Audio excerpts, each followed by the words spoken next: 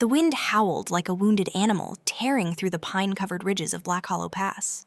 Snow fell sideways, blinding and bitter, each gust sharpening the already brutal night. Most had fled the mountain roads by sundown, but Mason still drove.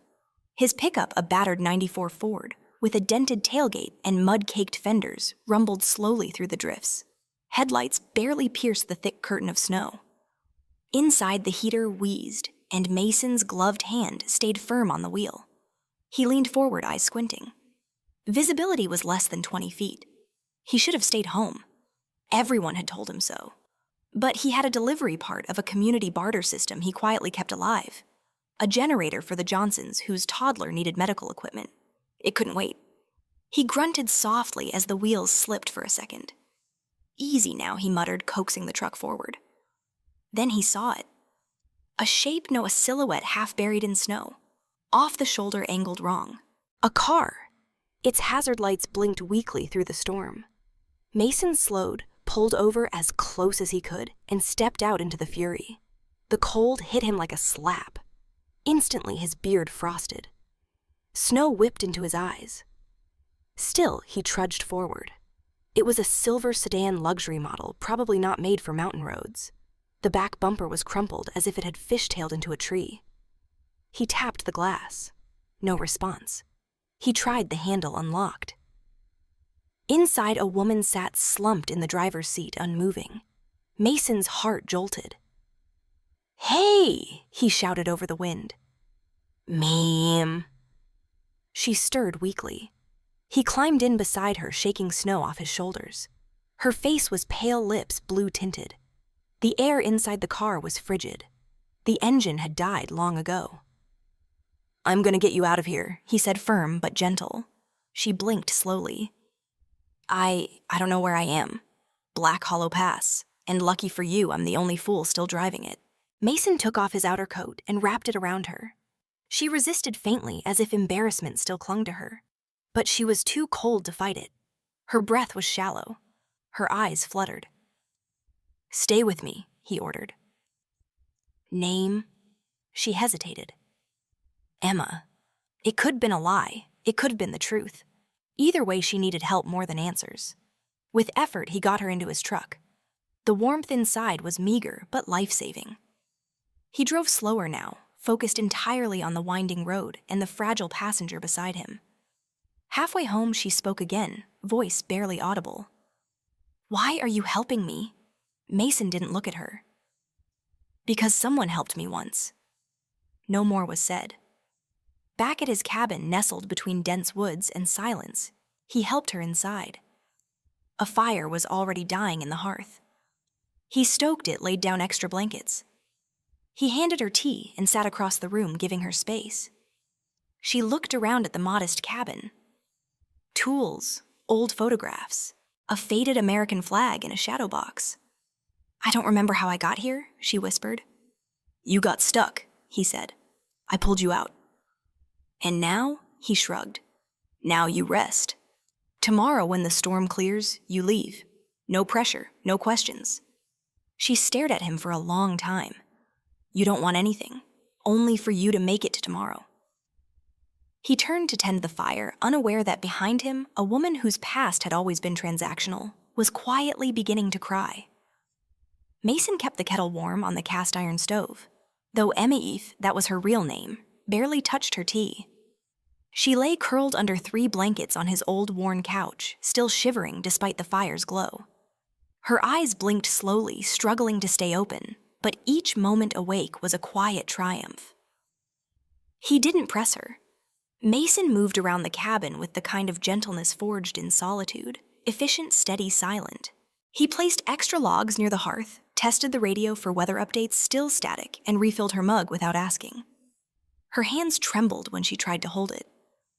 "You were close to hypothermia," he said without looking at her. "If I'd found you 10 minutes later..." He didn't finish. She winced as she sat up straighter. "I was driving through the pass. I thought I could beat the storm." He nodded once. "You and every other flatlander with 4-wheel drive." Despite herself, she let out a quiet laugh. It faded into a cough. Her voice was still weak, but clearer now. Why were you out there? Mason pulled a wool blanket tighter around her shoulders. I had a delivery to make. In this storm, he shrugged. Kid needed a generator. She looked at him again more closely this time. He wasn't old, early 40s maybe, but something in his eyes looked like it had weathered 100 winters. The kind of man who didn't talk unless words were necessary. You live out here alone most of the time. She glanced around the cabin. Tools lined the walls, a few old paperbacks stacked by the chair, a chessboard with the dusty pieces still frozen mid-game, photos of him in uniform, a girl beside him in one, older woman in another.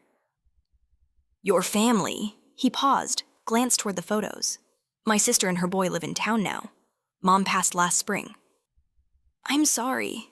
He just nodded again, as if accepting sympathy wasn't part of his daily vocabulary. The storm pounded harder outside. Wind shrieked through the pines like some ancient warning. Inside silence reigned, until she whispered, My name's not Emma. He turned slightly. It's Rachel. He raised an eyebrow. You lie for a reason. She looked down. Habit, I guess. Force of it. I panicked when you asked. I didn't want to be anyone in particular. He nodded, almost amused. Well, you weren't anyone in particular. Just someone who needed saving. She stared into the fire. You don't recognize me, do you know? Good. The silence grew deeper. Rachel reached slowly for the tea and sipped. Her eyes never left his. Do you really help strangers without asking why I do when they're freezing to death? Her lips curled faintly. That's inconveniently noble. He stood up. You'll sleep here tonight. Storm's not letting up until morning.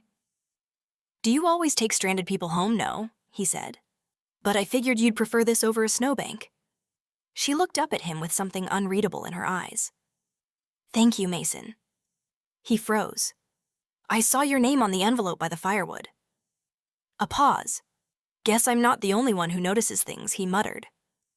Rachel let her head rest against the cushion. Her face finally relaxed, the weight of cold and fear falling off her. Mason draped one more quilt over her and stood there a moment longer as if keeping vigil. She was still a stranger, but something in her voice, that mixture of weariness and sharpness, it stayed with him. Outside, the storm roared. Inside, two people sat with names revealed but pasts still hidden. The storm had quieted by morning, but cold still gripped the world in white silence. Pale light slipped through the frosted windows, casting soft halos over everything inside Mason's cabin. Rachel stirred on the couch. Her fingers twitched beneath the heavy blankets, her body sore but slowly warming. Her lips parted with a faint whisper, more breath than voice. Mason was already up quiet, as always, feeding the fire and stirring something in a dented saucepan on the stove. She blinked groggily. Where you're safe, he said without turning. Cabin's mine. You've been here all night. She tried to sit up, groaning, as aches surfaced in her limbs. My head? You bumped it in the car, Mason explained. And your body went too long without proper heat. He walked over and handed her a steaming mug. Broth. Not fancy, but it'll keep you grounded. She looked at the chipped mug, then at him. You stayed up all night. He nodded, then sat down across from her. Didn't seem like a night to sleep. Rachel sipped slowly. Warmth crept down her throat, settling like a small fire in her chest. The room was quiet, but not uncomfortable. She glanced at the window where snow still clung in heavy drifts. I remember the road, she said quietly. The storm, my car dying, but it's all fuzzy. You said your name was Emma, Mason said. Then later, Rachel. She closed her eyes. Rachel's real. The lie came first. He didn't press. After a moment, she asked, You didn't try to Google me? I don't have Wi-Fi, Mason said plainly. And I didn't need a name to know you were freezing. She studied him now, his posture, his clothes, the way he never rushed a word. Most people would have asked more. I'm not most people. A long silence passed. Then Rachel broke it. I was supposed to be in Aspen, a business retreat. I left early, needed to clear my head. He leaned forward.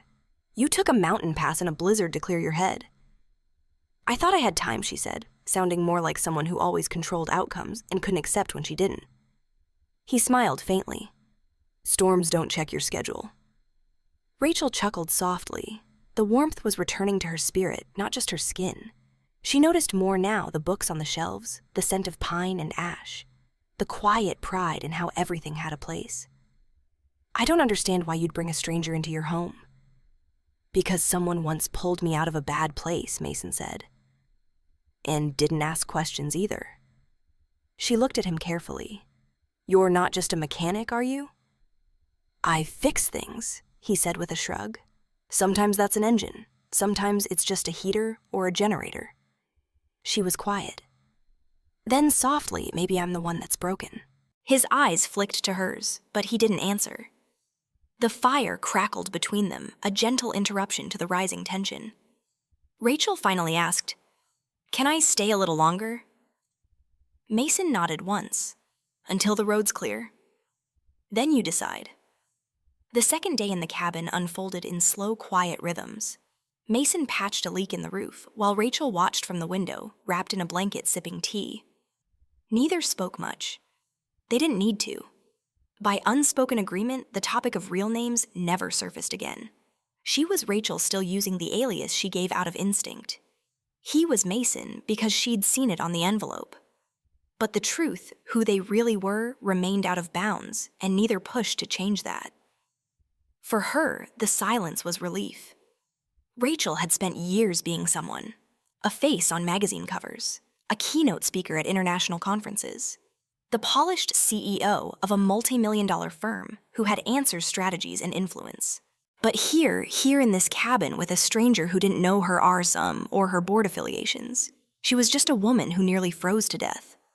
A woman who hadn't slept without nightmares in years, but found a kind of peace now staring into a fire she hadn't built. And he never asked. That's what unnerved her the most. He didn't pry, didn't lean in with curiosity or casual interrogation. Mason simply let her exist. They cooked simple food together. Eggs toast stew. She helped with dishes while he chopped wood outside. They played a slow, half-finished game of chess. He taught her how to reset the lantern wick. She told a story, vague and disjointed, about a childhood vacation by the ocean. He only nodded, never called her a liar, never asked if any of it was true. When she fell asleep on the couch that night, her hand resting on the dog-eared book he'd lent her, Mason pulled a wool blanket over her shoulders and didn't say a word. He sat near the fire, a mug in hand, watching embers dim. He didn't know her full name, but he could see the weight she carried heavy in her eyes, even when she smiled. The morning came quietly, blanketed in white stillness. Sunlight shimmered off the snowbanks, and the worst of the storm was behind them. Rachel stood by the cabin door, lacing up borrowed boots over dry socks. Mason handed her a thermos of coffee, no words, just a nod. He'll return this, she said, holding up his worn flannel jacket already wrapped tight around her. It still carried the scent of wood smoke, and something comforting she couldn't quite name. No need, Mason replied. It looks warmer on you. They shared a brief smile, the kind strangers exchange after something big but unspoken passes between them. Outside, the tow truck was just arriving.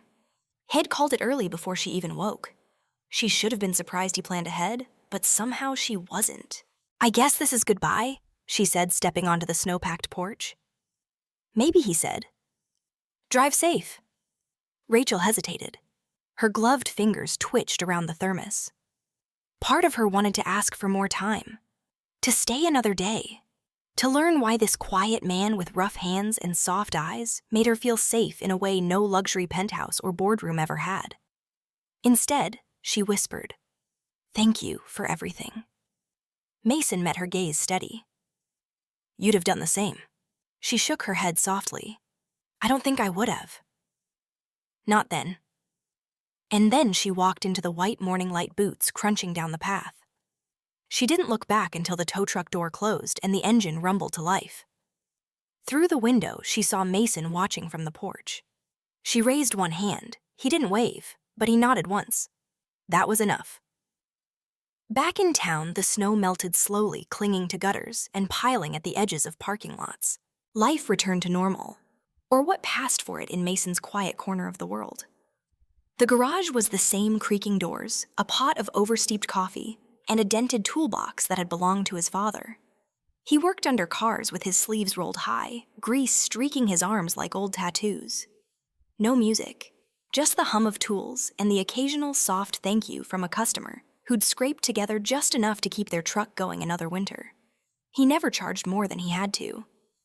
Sometimes he didn't charge at all. Most folks in town knew Mason didn't smile much, but when he did, it was the real kinderned not offered. And that meant something. After work, he drove across town to a modest yellow house with wind chimes on the porch. His younger brother Nate sat by the window watching for him. Nate had been in a wheelchair since the accident, but his grin still lit up like Christmas every time Mason came home.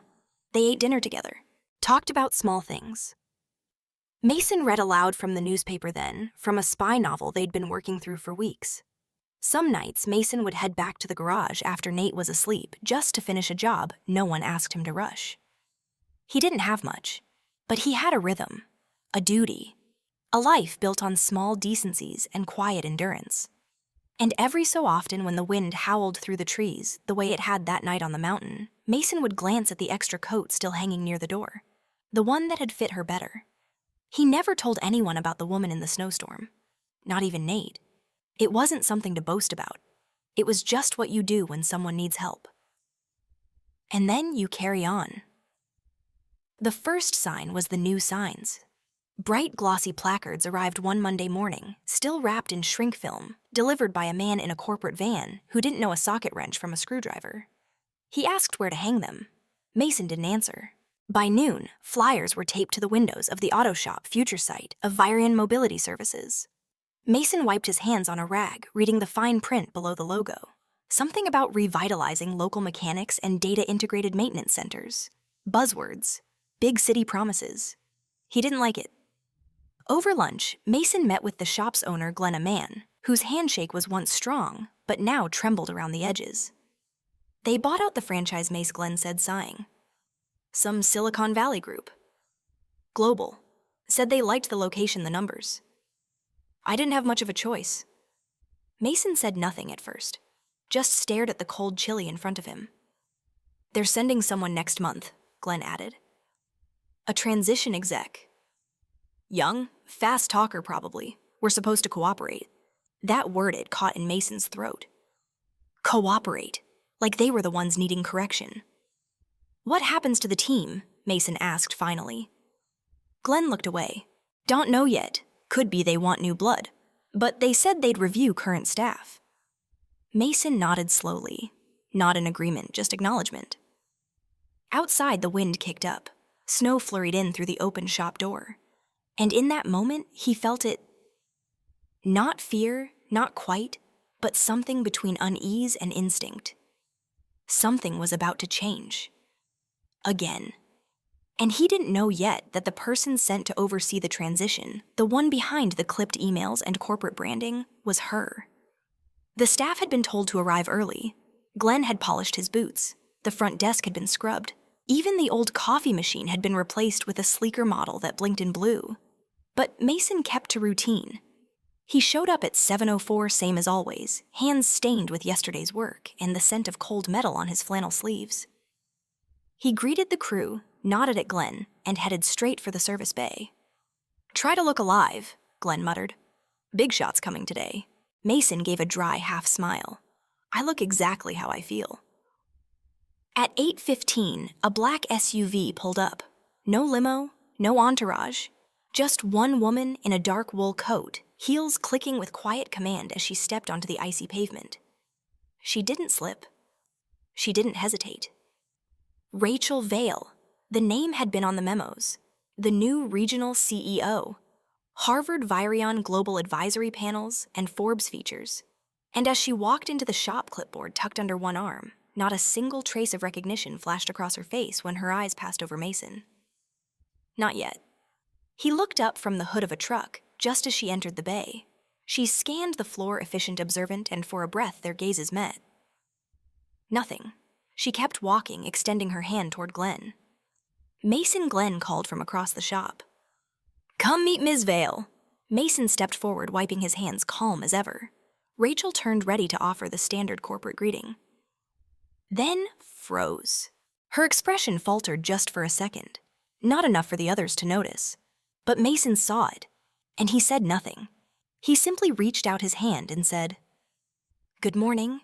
She took it, her fingers tightening around his for half a beat longer than necessary. "Good morning," she replied, voice steady. "We've met, haven't we?" Mason offered a modest shrug. "I meet a lot of people, and that was all. At least for now." The pipes rattled like an old man clearing his throat. Mason crouched by the basement boiler, adjusting the valves with practiced ease. The heating system at the shop had always been temperamental, especially in early winter. It was one of those things no one else touched, not because they couldn't, but because Mason always just handled it. Even now, with new management upstairs and corporate jargon floating through the vents, he kept at it like he had every year since the furnace coughed out its first warning signs. The wrench slipped briefly, scuffing his knuckle. He sucked in a breath, wiped the blood on his jeans, and kept turning. He wasn't the kind of man to make drama out of coincidence. So what if the new CEO looked exactly like the woman he'd found in a snowstorm 7 years ago? Half frozen and crying beside her wrecked car. So what if she'd said they'd met? People forget. People change.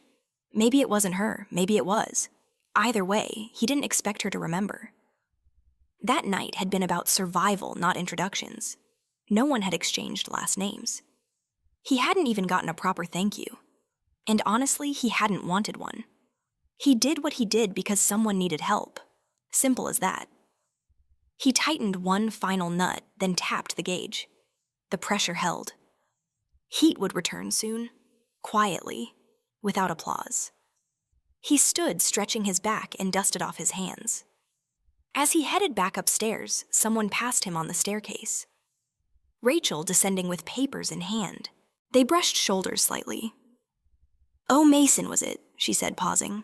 "Still is," he replied with a small smile. "I noticed the temperature rising." "That you?" "Just a tune-up," he said. "No big deal." She tilted her head. "I think it is." But he was already halfway back into the garage, not needing or wanting credit. Because Mason didn't dwell on what had been. He fixed things and left the past to the snow. The conference room was glass-walled and sterile. Sunlight filtered in, bouncing off chrome fixtures and blindingly white floors. A screen flickered to life at the far end, corporate slides, already cued for presentation. Mason stood awkwardly near the coffee table, still unsure why he'd been asked to attend. Something about local project integration. Something about his long-term knowledge of the site. He didn't care for meetings. He cared even less for suits. He was about to excuse himself when the door opened, and in walked Emma Carlisle. No clipboard this time. No coat hiding her frame. Just a commanding presence in tailored navy and heels sharp enough to cut glass. She was mid-laugh with another executive when her eyes locked on Mason. The moment stretched and shattered. Her stride faltered. The polished mask slipped.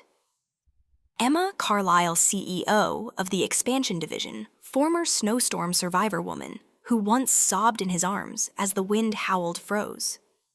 Mason blinked slowly, gave the faintest nod. "Ms. Carlisle," the man beside her said, puzzled. Emma recovered fast. Years of boardrooms had trained her well, but not well enough to fully hide the way her voice caught. Fine, just a bit of DJ vu?" She sat, flipping her notepad open like nothing had happened. But her eyes darted toward him again and again. Mason didn't press, didn't remind her, didn't smile. But inside something shifted. Because the woman who once clung to his jacket in a blizzard now ran meetings that affected hundreds of people. And she remembered, not with words, but in the sudden silence, in the stillness, in the look that said, "You were there when no one else was." Mason sat in the back of the meeting room, arms crossed, eyes half-lidded, in that unbothered way he wore like armor. Around him, voices buzzed about metrics and timelines, development budgets, and equipment suppliers. He didn't speak unless spoken to. Emma Carlyle, meanwhile, had lost the thread of the presentation. She watched him. She tried not to, but she couldn't help it. The curve of his jaw, the way he sat, stoic, grounded hands rough with oil and wear. It was him. It had to be. 7 years had passed since the night she nearly froze to death on that forgotten mountain road. She hadn't seen his face clearly then, just a jaw set in calm urgency, eyes that didn't flinch from the storm, and the soft kindness of someone who didn't expect thanks. But his voice. He'd only said one thing before lifting her into the warmth of his truck. "You're all right now." And it was that same voice that spoke now low and patient, offering a simple solution to a complex problem. "You're over-engineering the support beams. That soil won't hold it in a freeze. Reinforce from the west side slope." Everyone turned. The room paused. She held her breath. Even now, she wasn't sure if he remembered her. Not truly, because when he glanced at her briefly curiously, there was no flicker of recognition, just polite acknowledgement. Like any other meeting. He didn't know, not yet. But she did. And her heart beat louder for it. Emma Carlyle sat in her office high above the city skyline, but her mind was lost in the mountains. She could still feel the sting of that night, the wind like knives, the dark closing in. Her fingers stiff and blue, barely gripping the door handle when he had appeared. And now the man who had saved her life, who had asked for nothing and vanished into the storm, was sitting in her conference room, offering quiet suggestions about structural beams. It was surreal. She stared down at her hands. They no longer trembled like they had that night, but inside she felt the same smallness, the same vulnerability. Should she tell him? Would it matter? She hadn't even known his name back then. She had been rushed to a rural clinic while he disappeared before daylight. No file, no formal thank you. Just a memory, a question mark in the shape of a man. And now she knew his name was Mason, Mason Ward, a mechanic with a past. A man of few words and deep eyes. He hadn't shown any sign of recognition, which only complicated things more. Was she supposed to say it aloud? "You saved me, remember?" And if she did, what would it change? Would it burden him? Would it disrupt the fragile rhythm forming between them? She exhaled slowly, leaning back. For all her years as a CEO, all her confidence in boardrooms and battle-hardened negotiation tables, she suddenly felt like a girl again, unsure, exposed, afraid of saying the wrong thing. But beneath the doubt was something else. Something stronger. Gratitude. Wonder. A slow burning curiosity that had nothing to do with power or position. Emma wasn't sure what came next. But she knew one thing. She couldn't look at Mason Ward like just another employee. Not anymore. Emma lingered in the corridor just outside the loading bay. The hum of fluorescent lights overhead buzzed softly as she watched Mason kneel beside a junior intern, patiently showing him how to adjust the torque wrench on a machine part. There was no rush in his voice, no ego in his movements, just calm precision, the kind born of experience rather than instruction. The intern nodded along, absorbing every word. And Mason, he didn't notice the curious eyes watching from the shadows. Emma felt the corners of her lips pull upward. It was the same calmness she remembered from that night. The man who had carried her soaked freezing, barely conscious, through 2 feet of snow. The one who wrapped her in his coat, started a fire with nothing but frozen twigs and intuition, and didn't speak unless it mattered. Now here he was, quietly making this place better, not for recognition, but because that's who he was. She recalled something else, something from the ER after the snowstorm. A nurse had said, "Some man dropped you at the clinic wrapped in his coat, refused to leave his name, and vanished before the sun came up." That coat. Emma glanced toward the hook by the tool rack. There it was, edged brown and unmistakably the same. She stepped back, her breath catching slightly, the weight of truth pressing in again. She had spent 7 years wondering who had saved her. And all along, he had kept saving others. Quietly, constantly.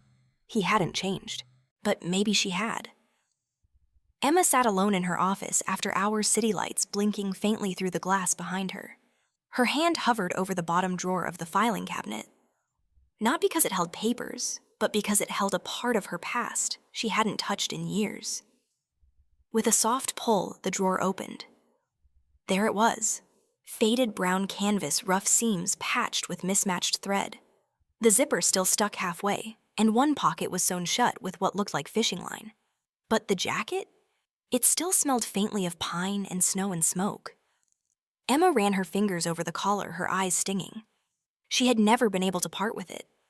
The paramedics had returned it to her at the hospital, saying the man had insisted she keep it. He said she'd need it more than I had quoted. She hadn't understood then, still shaking, still numb. Now she did. He had given her his only warmth, literally. Emma pressed her forehead against the drawer's edge and closed her eyes. The weight of the years between them, of not knowing, of never having the chance to thank him properly, sat like snow on her shoulders.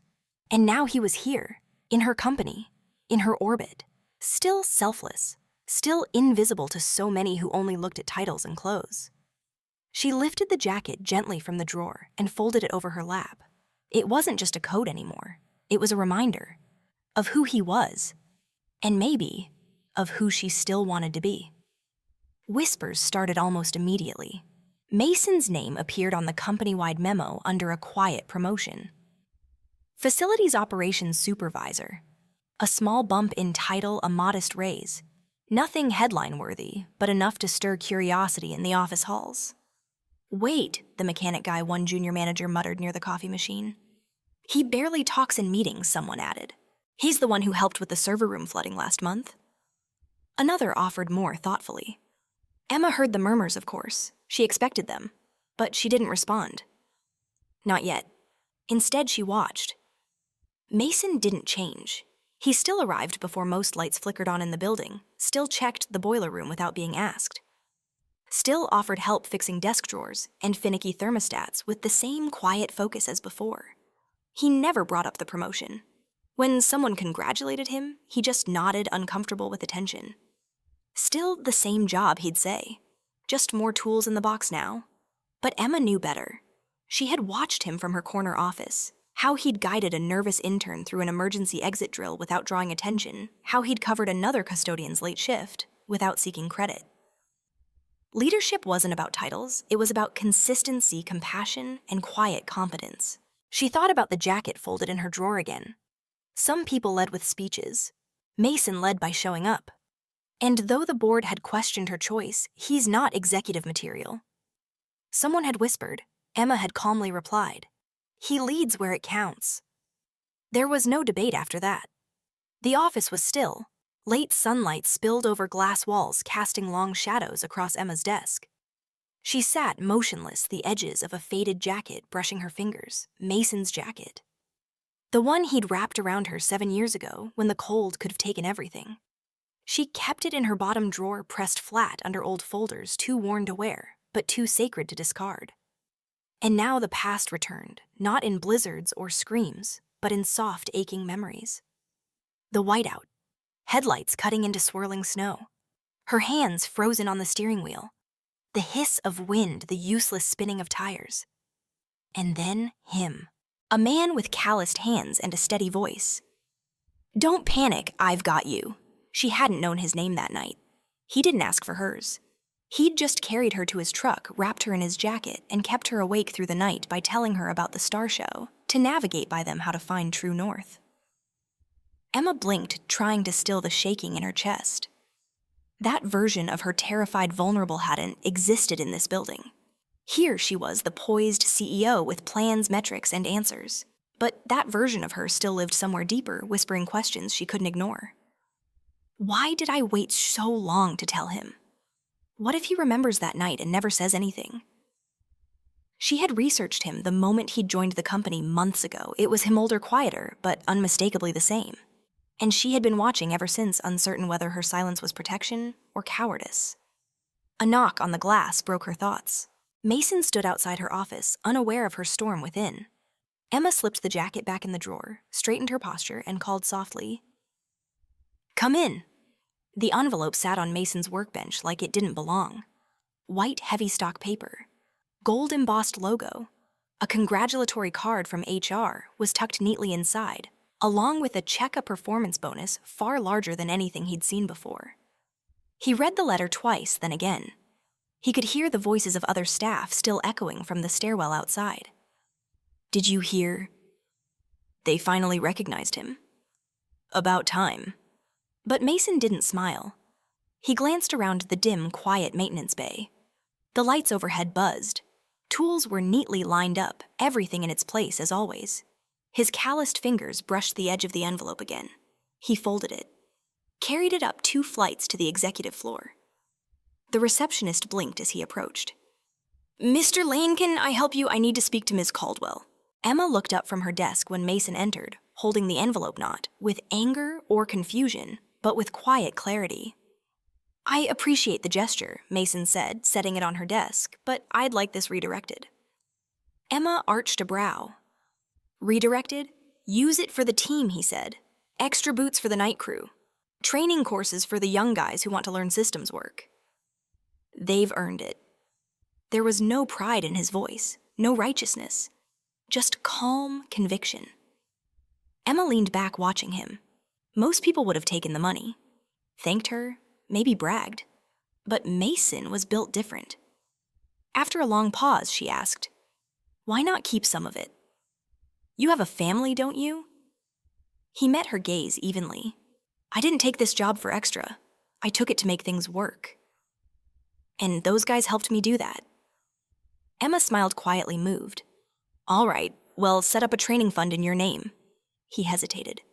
"Just call it the workshop fund. No names, no credit, just impact." And with that, he turned and left Boots thudding softly down the polished hall, still more comfortable in grease-stained overalls than in any spotlight. But Emma watched the door long after it closed. Some leaders give orders. Others give of themselves. And Mason, she realized, had always been the second kind. Emma stood at the large corner window of her office, the cityscape unfolding beneath her in soft autumn tones. Her assistant Jordan tapped gently on the doorframe. "You asked for the final list of honorees for the Founders' Banquet," Emma turned, her expression unreadable. "Yes, but I want to add someone." Jordan raised an eyebrow.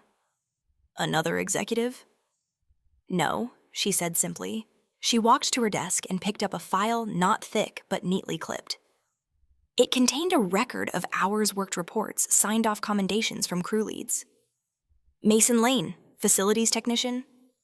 "He's not exactly boardroom material," Jordan said carefully. Emma smiled faintly. "You'd be surprised."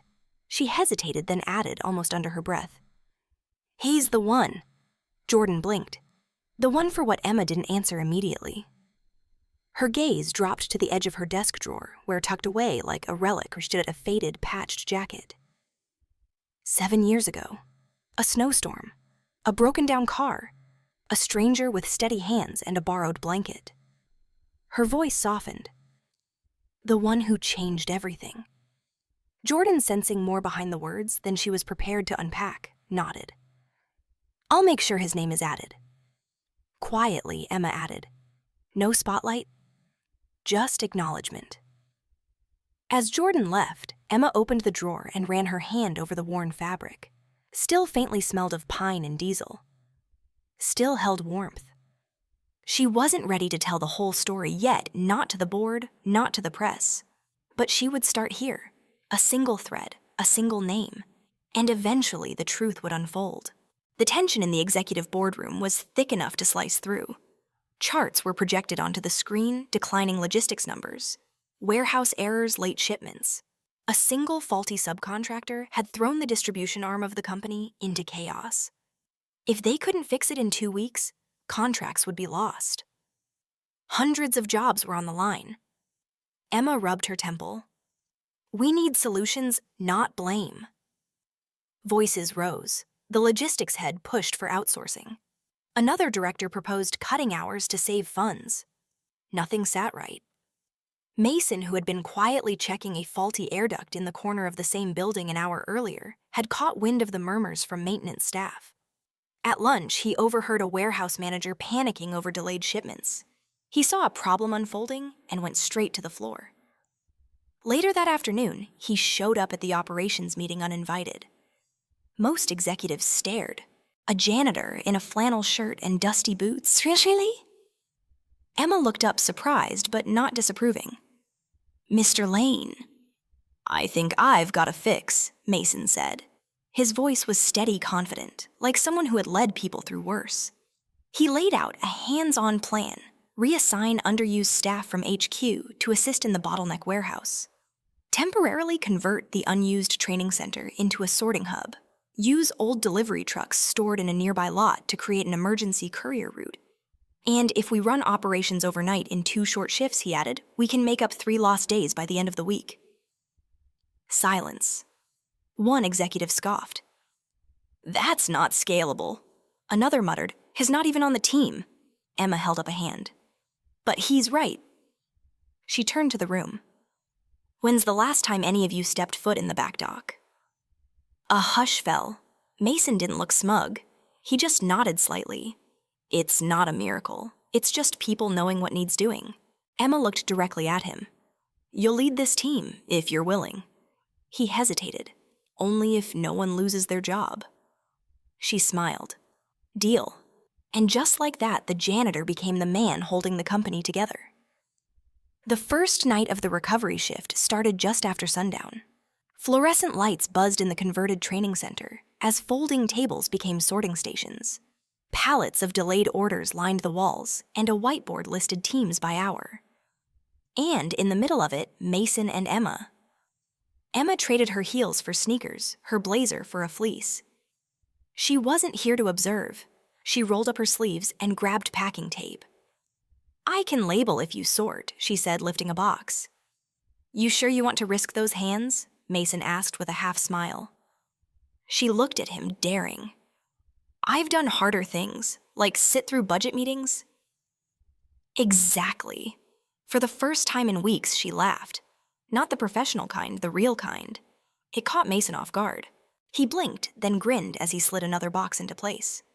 The night unfolded in small rhythms, boxes scans quiet conversation.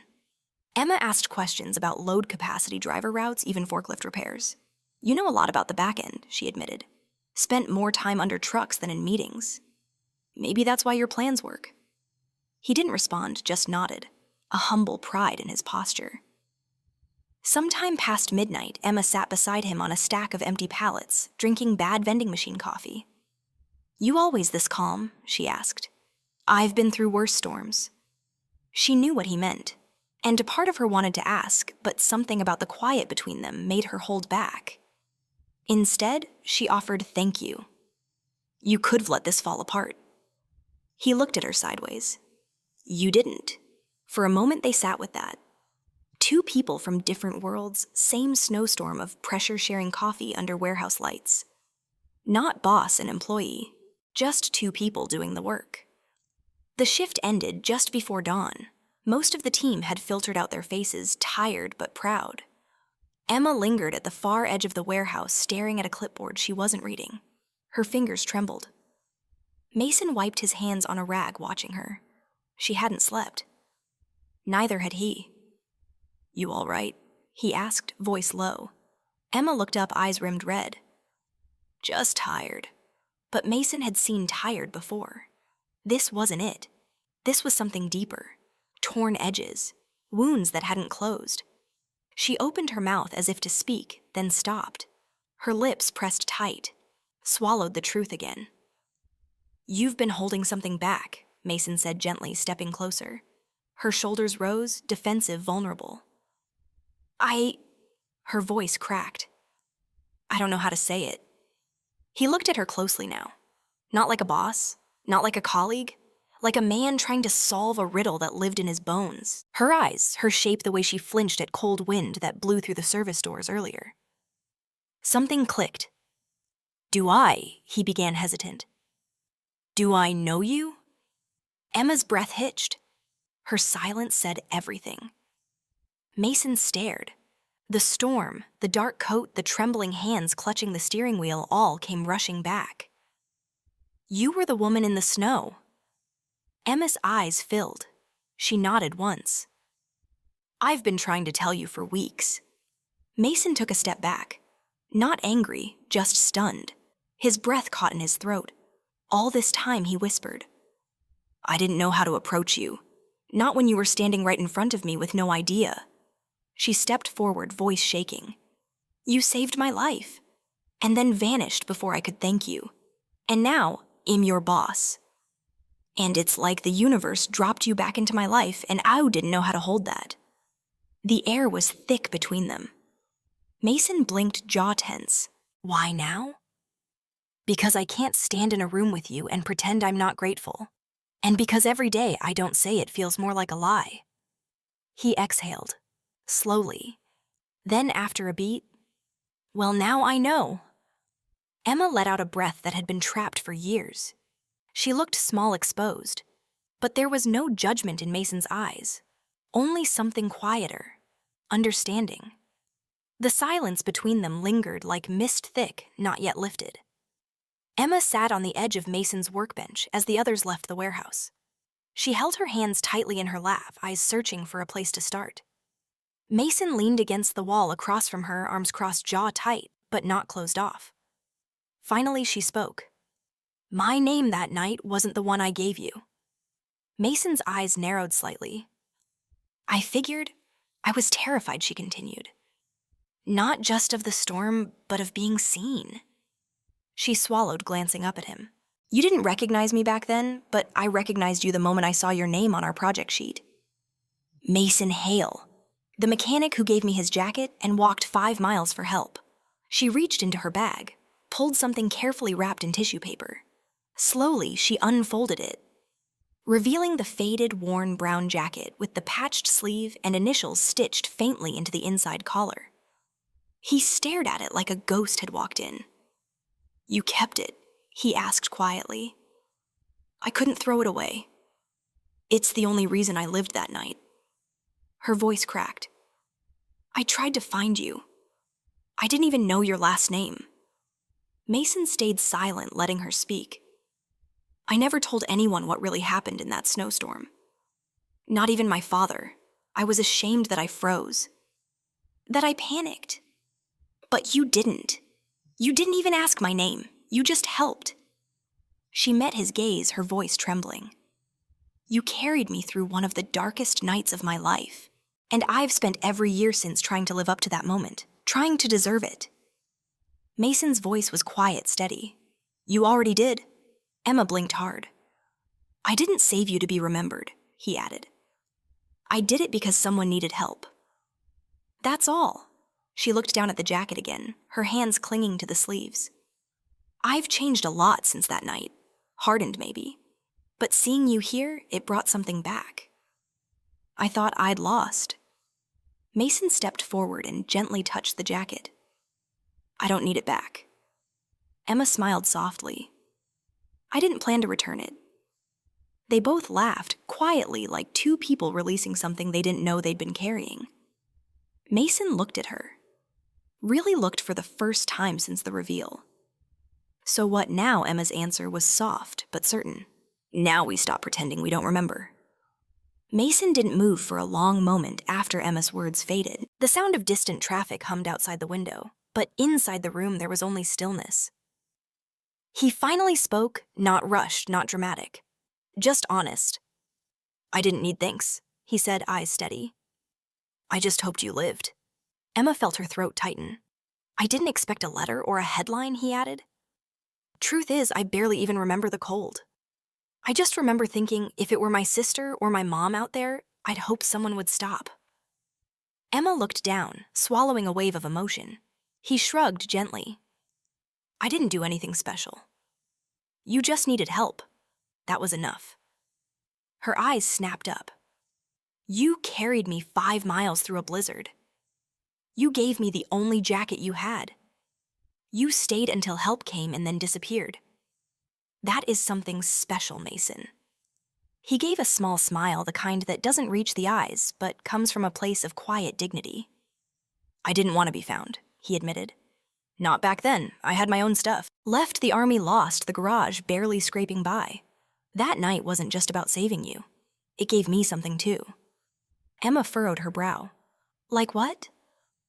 "A reason to keep going." They stood in silence again, the air thick with shared memory. Finally, Mason nodded once, like he'd closed a chapter in his own heart. "So what now?" Emma, she stepped forward slowly, the jacket still in her hands. Now we stop rewriting the past and start living the truth. Emma hadn't cried in years. Not really. Not since that night when her windshield iced over when she veered off the mountain road, when the cold had numbed her fingers and fear had settled into her bones like frost. She had survived. Everyone said she was lucky. She'd gone back to work, climbed higher, grown stronger. That's what she told herself. But she had never cried. Until now. Standing in front of Mason, his voice calm, his eyes kind, his memory intact, something inside her broke open. "I was never sure if you made it," she whispered. "I looked for you. I asked the hospital the rangers, but no one knew your name." Mason simply nodded. "I didn't leave it." Tears welled up in her eyes. That night changed everything.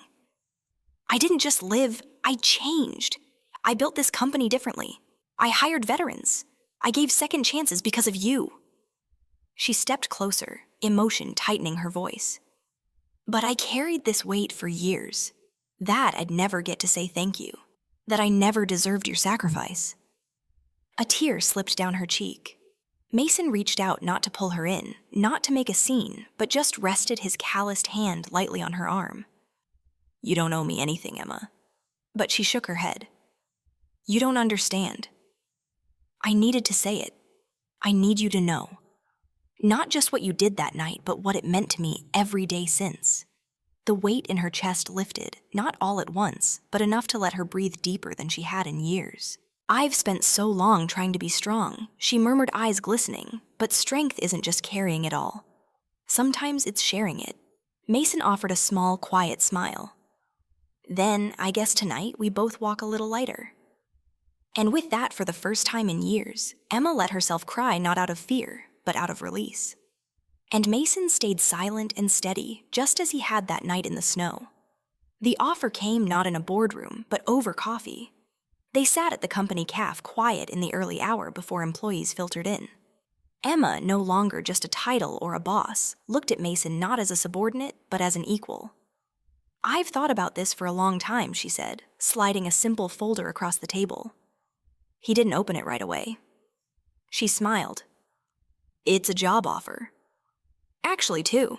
He raised an eyebrow. "One," she continued, "is a leadership role, senior level, project development. Good pay team of your own voice at the table. And the other," Emma hesitated, then said gently, "a field position.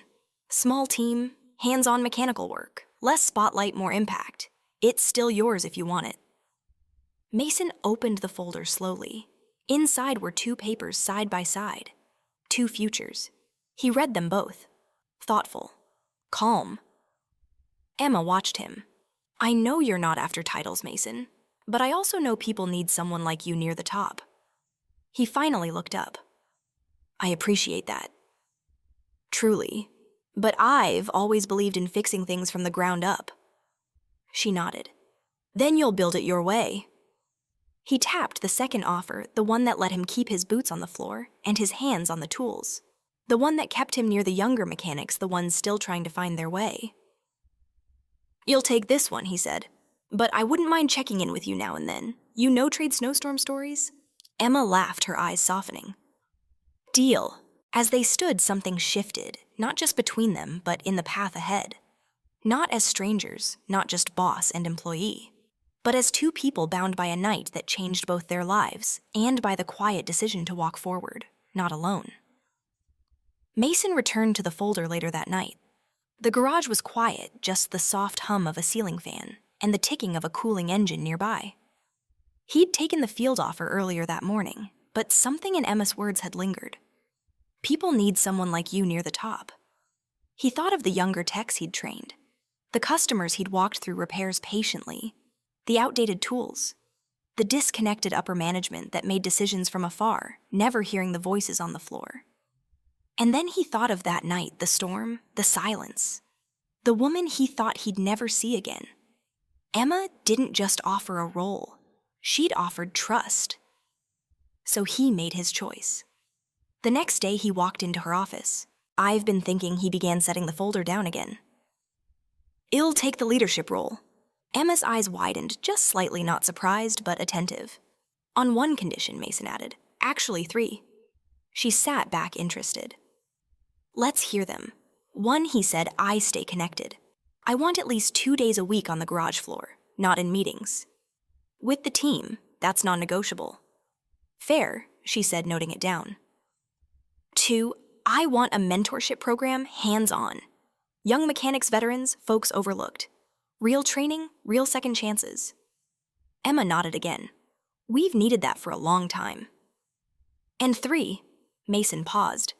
No suits. You make me wear a tie, I'm walking. She laughed, shaking her head. Done. The moment settled like a calm after a storm. A new kind of partnership rooted in mutual respect was beginning. He wasn't becoming someone else. He was becoming more of who he'd always been, with tools in one hand and purpose in the other. Mason hadn't said much about his brother at work, not out of shame, but to protect what little dignity Daniel still held. Daniel had once been a firefighter, brave and bold until the fall from that ladder 5 years ago left him in a wheelchair with limited mobility and fewer options. The world didn't know what to do with broken heroes, but Mason never stopped showing up for him. After accepting the leadership position, Mason's first official act wasn't at a boardroom table. It was a phone call. He reached out to HR and the new community outreach lead, a role Emma had created with his mentorship program in mind. They talked about accessibility grants, adaptive tech for skilled laborers, and retraining for disabled veterans. By the end of the month, Daniel was in a program funded, supported, and surrounded by people who didn't look at him with pity, but with respect. Mason pushed Daniel's wheelchair down the shop floor one quiet evening. Grease-slicked floors and warm fluorescent lights greeted them. Mechanics nodded, gave space. Some smiled. Thought you'd bring me somewhere fancy, Daniel joked. This is fancy, Mason said, grinning. Daniel chuckled, rubbing his hands together. You think I can still turn a wrench with these? Mason kneeled beside him. We're gonna find out. In that moment, it wasn't just about machinery or titles. It was about something bigger. Brotherhood. Belief. A world where no one was left behind. And when Emma stopped by to check in, she didn't interrupt. She stood at the edge of the shop floor, watching quietly a woman once stranded in a snowstorm, now helping build shelter for others. It was Emma's idea, though she pretended it wasn't. I thought maybe I should see the shelter you've been working with, she said over coffee, her voice casual. But Mason heard the hesitation beneath it, the gentle cracking of a wall shed built long ago. He didn't press, just nodded. I'll pick you up at 10. The shelter wasn't shiny or new. It was a converted church, chipped paint and all. But it pulsed with warmth, donated coats hanging by the door, laughter echoing faintly from a communal kitchen. Kids' drawings taped to the walls. Emma stood at the threshold for a long moment. You okay, Mason? Asked, voice low. She nodded, but her eyes flicked toward the small crowd inside. It's been years since I let myself be around this much need. Mason didn't say me too, though he could have. Instead, he stepped beside her, matching her silence. Inside, the director greeted them with hugs for Mason and curious eyes for Emma. A boy ran up and tugged Mason's sleeve. You gonna fix the door today? Maybe. Mason grinned. But first, can you show Miss Emma your masterpiece? The boy beamed and dragged her to the crayon-covered bulletin board. Emma's heels clicked awkwardly against the tile, and for the first time she seemed out of place, not because of who she was, but who she had once chosen to be.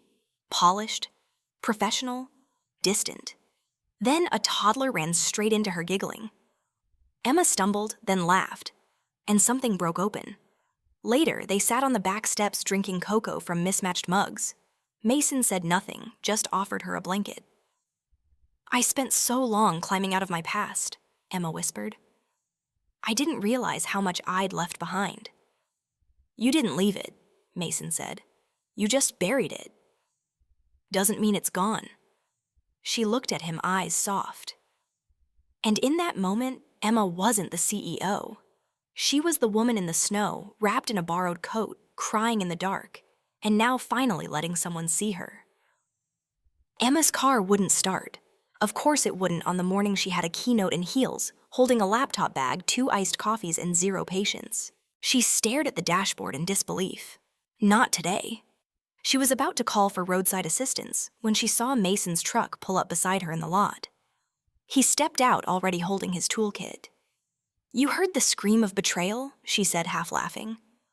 "I heard the silence," Mason replied, lifting the hood without being asked. He didn't say much while working. He never did. Just listened, asked for a wrench now and then, and gave her time to talk.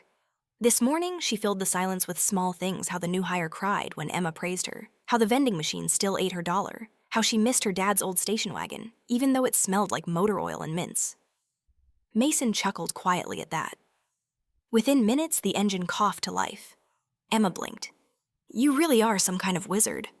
He shrugged, wiping his hands. "Just an old habit. Fix what's broken, or at least try." Emma looked at him, really looked. The way he never stood taller than others, just beside them. The way he never asked for thanks, just gave time and tools and care. "You always do this?" she asked. "Just fix people's mornings?" He smiled, but it didn't reach his eyes. "Sometimes mornings are all we get, right?" She reached into the coffee tray and offered him the second cup. "Then here's to getting this one right." Their fingers brushed. The moment was quiet, warm, unspoken. Emma sipped. "I used to think kindness had to be grand donations, foundations, headlines. But I'm starting to think maybe it's this. A wrench, a warm cup, showing up." Mason didn't answer. But the way he nodded, the way he looked at her, it said everything. And for the rest of the day, even under lights and applause and polished speeches, Emma kept glancing at her car. And smiling. Mason had never seen so many polished shoes in one place. The conference hall buzzed with executives from across the country. CEOs, strategists, media heads, innovators. They spoke in bullet points and data. They moved fast, smiled wide. Mason stood at the back, adjusting the collar of the only blazer he owned. He hadn't wanted to come. When Emma first asked him, "Would you speak at the summit?" he thought she was joking. But her eyes were soft, sincere. "They need to hear you," she had said. "Not just charts, a real story." So now here he was, a mechanic, a veteran, a man who once pulled a stranger from a snowbank with no idea who she was. He felt the weight of that old jacket in his bag. Emma had asked him to bring it. When his name was announced, there were a few puzzled murmurs. Mason took the stage slowly. He didn't use slides. He didn't have a speech. Instead, he told the story of a blizzard, of a night when the roads disappeared and all that was left was instinct to help, to try to survive. He spoke of his brother, of the shelter volunteers who worked through the night of cars, fixed not for money, but for mothers trying to make it to work on time. He spoke plainly, but not quietly. And when he finished, the room stood. Emma was in the front row. Her eyes glistened, her hands clasped. Backstage, a young man in a tailored suit caught Mason's elbow. That was the best talk all day. "I didn't know stories like that were real." Mason just nodded. "Most are. They're just not loud." Later that night, as the event wound down and jazz hummed in the background, Emma found him standing alone near the exit. "Thank you," she said. He glanced at her. "You're the one who invited me." "No," she said. "Thank you for saying yes." And in that quiet glow of chandeliers and clinking glasses, Mason realized something. Sometimes the world does listen. You just have to speak in your own voice. The next morning, Mason found an email from a national magazine in his inbox. "We'd love to feature your story coverage profile, full spread exclusive interview." There were more talk show invitations, leadership podcasts, corporate requests to speak at retreats, all from people who had seen him at the summit the night before. He stared at the screen, unread messages, multiplying like ants. Emma knocked on the frame of his open office door. "You saw?" she asked, holding a cup of coffee out to him. He nodded, accepting the mug. "All of them." She studied his face. "I think it could be good. People want truth right now. Not just strategy. And you," she paused. "You changed the atmosphere in that room." He didn't answer right away. Just took a sip, then looked out the window. I'm not the face, he said finally. Emma frowned. You're real Mason. Exactly, he replied, a faint smile on his lips. And I'd like to stay that way. She moved to protest, but he raised a hand gently. I don't mind the story being told, he said. But tell it your way. You're the one people listen to. You're the one with the platform. If my story helps someone, then use it. Just don't put my face on a billboard. Emma chuckled softly. You know you'd make a terrible celebrity. He grinned. That's the goal. Before she left, she asked more hesitantly. Are you sure? Mason nodded. Let the story shine, he said. Not the storyteller. The stage lights warmed Emma's face as she stood behind the podium, 1,000 faces blinking up at her from the audience. Executives, founders, journalists, young leaders who had come to learn about innovation and impact. But today, she wasn't here to talk about product roadmaps or quarterly strategy. She took a breath, steadying herself. I owe my life to a man she began who didn't ask for my name. The room fell quiet. 7 years ago, I was stranded in a snowstorm, frozen, frightened, and very alone. My phone was dead. My car had stalled. No traffic, no help. I thought I wouldn't make it through the night. She paused. Then a man appeared. Worn boots, quiet voice, a heavy coat he gave me without hesitation. He built a fire, shared a thermos of soup, and stayed awake so I could sleep. He didn't ask for anything, not even my name. She looked toward the back of the room. Mason wasn't there? But here's the thing, she continued. This man didn't just save me from the cold. He saved me from myself. At the time, I was living for profit speed status. I had no idea what service looked like. Not really. Until someone offered it to me without fanfare. She clicked a remote, and a photo faded into view behind her, a snow-covered forest road, a blurred silhouette next to a small fire. He never told anyone, never wanted recognition. In fact, he asked me not to name him today. But I can tell you this, he now leads our company's community innovation wing. And everything we do now, every internship for veterans, every housing project, every second chance hire is because of what he taught me that night. She leaned in, voice soft but firm. Leadership isn't loud.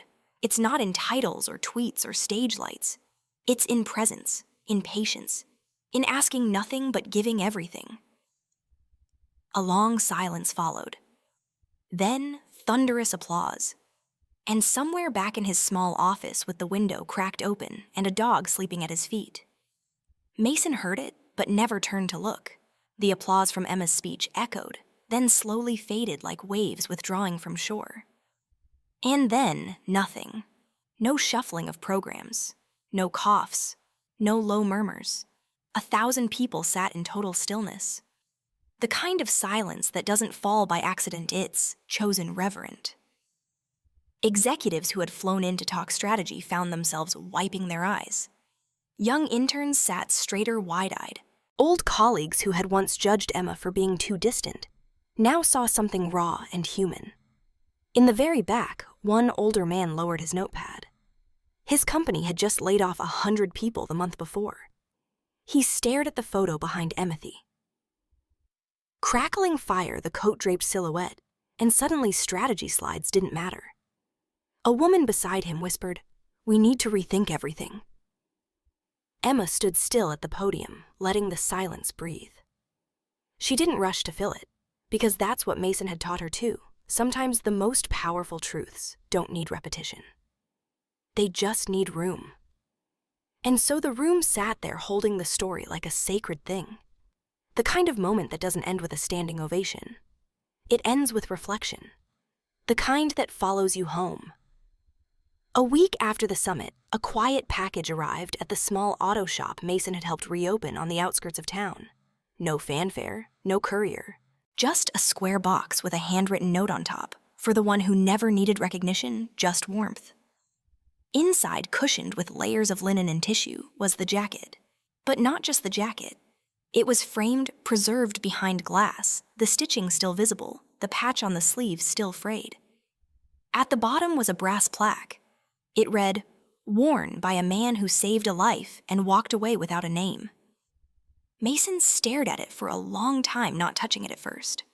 When his younger brother came into the room, he found him sitting on the stool, eyes glinting with something between reverence and disbelief. "Is that yours?"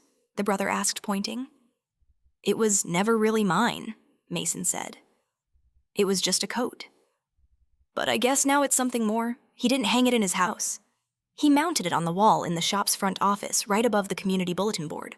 Clients asked about it sometimes. Locals just nodded when they saw it. And Mason had sometimes glance up at it during slow hours and think not about the snow or the risk, but about the quiet dignity of returning something, not because it was owed, but because it meant everything to someone else. Emma hadn't signed the note. She didn't have to. Some things speak loudest in silence. It came quietly, just like before. No sirens, no alerts. Just the gentle hush of the first snow of winter, blanketing the streets in soft white. The city moved slower, gentler under its weight. Mason stood outside the auto shop, locking up for the night. Snowflakes clung to his shoulders, melting into his jacket. But this time, there was no urgency, no stranded stranger. Just a quiet peace he hadn't known for years. Then he heard footsteps behind him. Emma, no longer in heels or a suit, just boots, a knit hat pulled over her ears, and a coat with sleeves too long. She smiled, hands buried deep in her pockets. "Thought I'd find you here," she said. "Didn't expect company." She glanced at the streetlight above them, where snow spun lazily in the golden glow. "7 years ago, I thought I'd freeze under this same sky." He nodded slowly. "And now I'm warm," she said. And not just because of the coat. They began walking side by side. No destination, no speeches, just shared footsteps in fresh snow. A few kids laughed down the block, dragging sleds. A shopkeeper hung a holiday wreath on a foggy window. The world hadn't changed, but they had. Emma slipped her hand into his. He glanced down, then forward again, not breaking stride. No promises were spoken. No declarations made. But that night, in the hush of one more snowfall, something unspoken settled between them. Not rescue, not repayment, just presence. And this time, neither of them was alone. Years later, the storms still came, the snow still fell. But now, in cities and towns touched by frost and silence, there were places of light. Emma and Mason had quietly partnered with local governments and nonprofits, opening shelters in cold-prone regions. Not massive facilities, but warm space, converted storefronts, spare community halls, even re-outfitted buses. They named them hearth houses.